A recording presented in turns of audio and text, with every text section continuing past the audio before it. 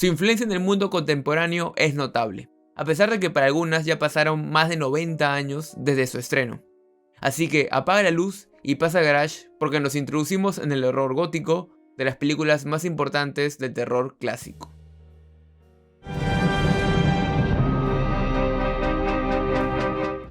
La primera en la lista es El fantasma de la ópera de 1925, o sea, hace 99 años. Dimensionen eso. Aparte, es especial porque es la primera película muda que vi en mi vida, lo cual fue una experiencia interesante. Está basada en la novela de Gaston Leroux y es la más fiel hasta el momento, dirigida por 3 directores, cosa curiosa, siendo uno de ellos su protagonista, Lon Chaney, quien venía a ser el jorobado de Notre Dame 2 años antes. Como dije, es una película muda, eso no quita que haya soundtrack. A lo largo de toda la película se tiene música que conjuga bien con cada momento de drama, acción o terror, siendo el violín el instrumento a destacar, así como los planos que buscan mostrar la grandeza del teatro francés, invertirte en el misterio y mostrar el sufrimiento de los personajes. Es que en sí, la locación se presta totalmente para ello, la ópera francesa, un ambiente lleno de escaleras, escenografía de diferentes obras que genera cierto suspenso, lleno de maniquíes, pasadizos y puertas, donde se esconde el fantasma, al cual lo van presentando de a pocos, por medio de juegos de sombras para marcar su presencia. La actuación es mucho de expresividad, con un gran manejo del lenguaje corporal. Entiendes que él se siente como una consecuencia del odio de las personas. A diferencia del común conocimiento del personaje, en el que me incluyo, no es un cantante desfigurado. En la novela, se trata de un adulto que nació con una malformación y se instaló en el sótano de la ópera por muchos años. En Christine, encuentra un escape de luz para no ser un villano total. A medida que pasa la historia, ella también lo rechaza y él se sube a la locura, empezando con esta escena de la máscara, en el momento menos pensado pero muy funcional. En la noche mascarada aparece como la muerte roja en este planazo, o este otro en el tejado bajo la lluvia junto a Los Ángeles. En sí, es una historia de amor enfermizo y el rechazo de la sociedad que destruyó un alma, con un soundtrack que complementa el caos en la mente del monstruo, la cual va creciendo con los ataques, nos narra la caída del fantasma de la ópera bajo la luna de París.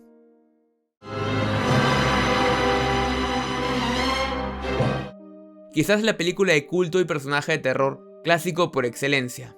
En 1931, la adaptación de la novela homónima de Bram Stoker inicia con violines y un oboe retumbando que acompañan perfectamente a Transilvania, con montañas y la niebla que genera un ambiente de terror gótico. Todo sombrío y cierto halo de misterio, por el miedo ya instalado donde siquiera el nombre ya genera que se persignen. Esto acrecenta la imagen de Drácula antes de los primeros 5 minutos. En esta primera parte, vemos el viaje de un inocente y bondadoso Renfield llegando al castillo, haciendo que se sienta pequeño en la inmensidad del mismo. La presentación llega bastante rápido, tanto de Bela Lugosi como el conde y sus esposas, mismos fantasmas en la noche.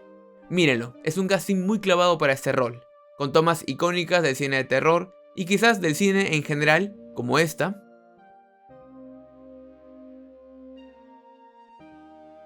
Ahora, un buen detalle a resaltar es que Lugosi es más alto y esbelto que el humano. Representa bastante bien el duelo de poderes entre ambos personajes. Este actor sería clave para el cine de la década. La llegada a Londres marca el inicio de la segunda parte del filme, donde hacen lo posible por replicar el ambiente de Rumanía. Un Renfield trastornado como el familiar del vampiro, y presentan al resto del elenco, el cual no está a la altura de lo que venían mostrando, salvo por el profesor Van Helsing, interpretado por Edward Van Sloan, en una introducción dentro de un ambiente iluminado que marca el contraste, la contraparte a Drácula, siendo en esta versión un tipo más experimentado. Los encuentros no son violentos o desenfrenados, como podríamos esperar. En sí, es como el ritmo de la película, más pausado, siendo más de mente que de acción. Hay conversación y mucho del core natural de vampiros, miedo a la luz solar, la tierra para que duerman o reflejo en espejos. Hacia el final se torna más oscura, con una resolución anticlimática. Diría que ese es mi único detalle con la película, que sabe construir un misterio, donde resalta la particularidad de la figura del vampiro y el mundo oscuro que lo rodea, en el que nos presentan a quizás la versión definitiva del Conde Drácula.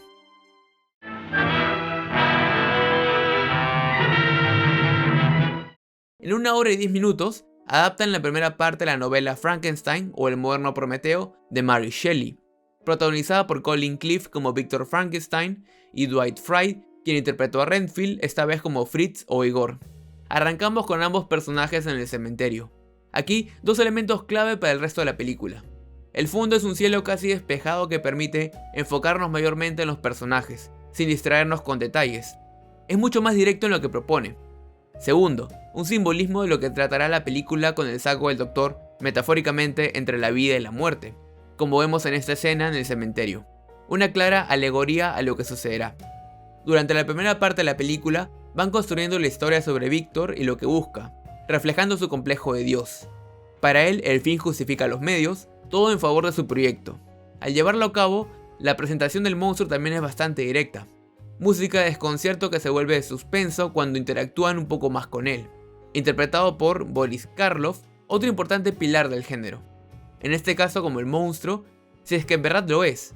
El guión te plantea cuestionar si es que en verdad él lo es por ser quien es, o es Víctor que en su obsesión crea vida en base a la muerte. A medida que avanzamos se esclarecen mucho más los paralelos entre la felicidad de volver al matrimonio del doctor y cómo el monstruo se corrompe más al ser abandonado.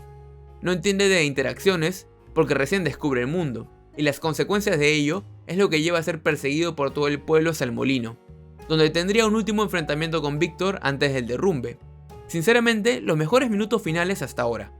Se torna más intensa, buenas actuaciones, grandes tomas que marcan una película muy sólida, en la que quizás el verdadero monstruo sigue con vida.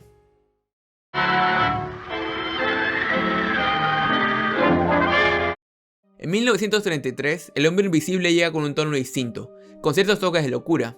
Sinceramente, un personaje que me causaba interés descubrir. ¿De qué trata? Basado en el libro El hombre invisible de H.G. Wells, nos dice que en un pueblo de Inglaterra, Griffin, interpretado por Claude Rains, es un científico que luego de un accidente en su laboratorio termina volviendo su cuerpo translúcido. A medida que empieza a buscar una solución, su condición lo lleva a caer en un abismo del caos del que no podrá salir. Desde que empieza a interactuar con personas, se va generando cierta intriga por saber qué oculta.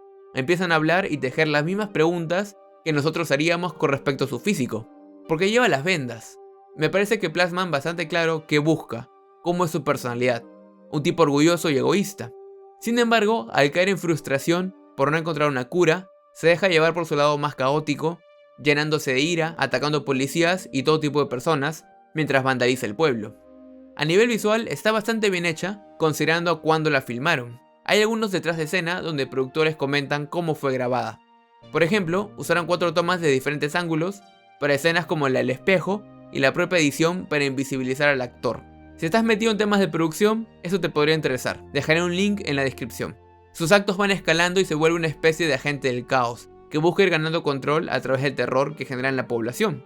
El cual entiendo que se genera no solo por el hecho de ser translúcido o invisible, sino también en esa espiral descendente a la insanía y no saber con qué saldrá o cómo reaccionará, lo que lo hace mucho más peligroso. Me parece que a partir de aquí el lenguaje corporal es brillante, lo suficientemente bueno como para entender cada una de sus emociones y traducir qué piensa, incluso cuando está enamorado, porque claro, tiene un interés amoroso, interpretada por Gloria Stewart, quien 60 años después sería Rose anciana en Titanic. A destacar el manejo de coreografías y extras para simular los ataques de Griffin y mantenerlo realista, sin caer en lo ridículo. Algunas escenas algo intensas, incluso venganzas que suman al descontrol que plantea. Es que sí, me llevé una grata sorpresa con esta película, un terror distinto a través de una pesadilla invisible.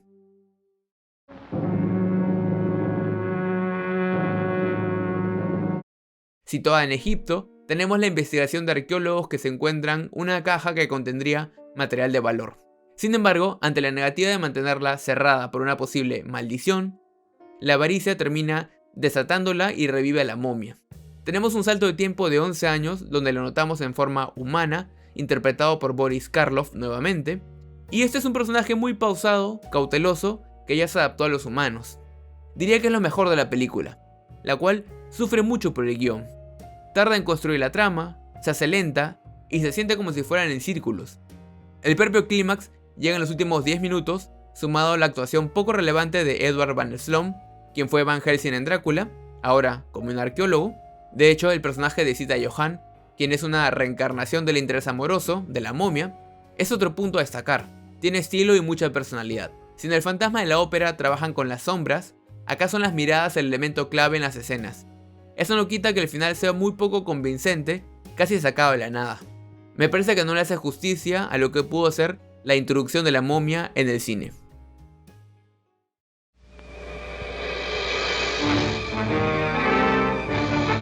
No podía faltar. En su primera versión del 35, nos cuenta una historia de cuando la intrepidez humana va más allá de lo recomendado y empieza una tragedia. Nos situamos en el Tíbet, donde el Dr. Glendon, interpretado por Henry Hall, busca una flor que crece bajo la luz de la luna. A pesar de las recomendaciones de nativos sobre los peligros de la montaña, igualmente sube y al encontrarse con la flor es atacado por un hombre lobo, del cual Glendon se defiende, no sin antes notar que fue mordido. Al volver a Londres, vamos conociendo al resto del elenco, al cual se encargan de desarrollar a tal punto que cada uno aporta a lo largo de la película. Me atrevo a decir que es la que mejor trabajó en ello de todas las anteriores. Aquí destaco al Dr. Yogami, el cual va jugando con el misterio y creando preguntas en uno, qué busca y en verdad qué es lo que sabe. Hay cierto escepticismo por parte del protagonista sobre lo conversado con Yogami justo antes de la noche de luna llena. Poco a poco se van convenciendo de que debe actuar antes de que empiece a dañar a más personas. Cuando ataca por la noche, tenemos un vistazo completo al maquillaje aplicado, y debo decir que se ve bastante bien. Por momentos sí se siente menos bestia en el sentido de movimientos muy humanos y hasta el cómo se viste. Debo decir que es el hombre lobo menos lobo de todos los que vi. Eso no quita que para motivos de la película funcione. Van desvelando la trama, dando a entender la relación de Yogami con los hombres lobo y la función de la planta, lo que lleva a Glendon a sufrir cada noche. Hasta que en cierto punto se siente una película diferente al resto, porque él mismo es el monstruo al que se enfrenta, lo que ocasiona la destrucción de su vida por lidiar con la licantropía. Me parece de las más sólidas de la lista por el concepto de un enemigo físico distinto, aparte de una buena trama, con alguna que otra conveniencia que la podemos omitir. Considero que juega bien con el misterio, la noche de Londres y redención de personajes en un final muy digno para nuestro primer monstruo de luna llena en el cine.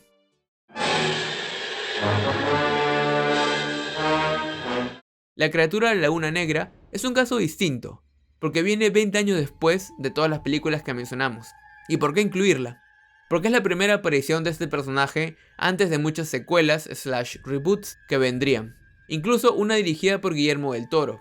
También por el impacto que tuvo en la cultura pop, en un peldaño menor a Vampiros obviamente, pero con peso en el roast de los monstruos. La película se nota que es del 54 porque tiene un estilo diferente a lo gótico que proponían las anteriores, en diferentes matices. Aquí nos vamos hasta el Amazonas, donde tenemos una introducción que trata de explicar el origen del monstruo, siendo producto de una desviación en la evolución, como un eslabón perdido. Seguimos la historia de un grupo de científicos que realizan investigaciones en la selva, y al encontrar un resto de un ser desconocido, deciden entrar a lo profundo del Amazonas. Rápidamente nos van dando vistazos de su presencia. Al ser un ser mitad anfibio, mucha de su presencia se da bajo el agua, y con esto juegan bastante al principio, muchas tomas en las que en cualquier momento aparece. Se siente por momentos como Jason acechando la cabaña en medio del bosque, con tomas que observan al grupo o tan cerca que los podría tocar. La película en ese sentido es paciente, van construyendo cada uno de los momentos, juegan con el suspenso y el soundtrack cada vez que sentíamos su presencia. Se desarrolla cierta fijación con la chica del grupo al verla nadar, porque eso sí, tiene buenas escenas acuáticas y ya notas la diferencia en tecnología y presupuesto, incluso con las escenas de acción. El monstruo en sí se ve decente para la época. No pido que sea mejor a la versión de Del Toro, así que bien. En sí la película va de eso, sobre cómo intentan localizar elementos para su investigación y siendo atacados por la criatura. La actuación está bien en la mayoría, siguen el concepto de damisela en peligro, creo que por producto de la época, entregan un suspenso de acción con una trama sólida, bien filmada y un cierre a la altura. Diría que es lo que más superó mis expectativas, y nos mostraron de gran manera la primera forma del agua. No cabe duda de la influencia de todas estas películas y monstruos en el cine contemporáneo, incluso algunas otras como El Gato Negro, donde actúan tanto Bela Lugosi y Boris Karloff en una película sobre una secta satánica, y terminarían de popularizar la tocata de Johann Bach, o sea, esta sinfonía. Otro dato es que el hijo de Lon Chaney, quien interpretó al fantasma de la ópera, sería el icono de la segunda oleada de terror en los 40, Lon Chaney Jr., con roles en las siguientes versiones de Drácula, Frankenstein, entre otros. Le tengo mucho respeto a estas películas porque cementaron de gran manera el género, siendo la influencia de miles de libros, películas, series, cómics, canciones e incluso moda. Por ello y mucho más, larga vida al cine de terror clásico. Gracias por ver este video. Algunas de las películas las podrás encontrar en Amazon Prime, otras sí están un poco más complicadas de encontrar. El fantasma de la ópera está en YouTube en inglés, y bueno, Cuevana nunca falla. Ahora sí, ¿cuál es tu monstruo favorito? ¿Qué película me faltó? Déjalo en los comentarios.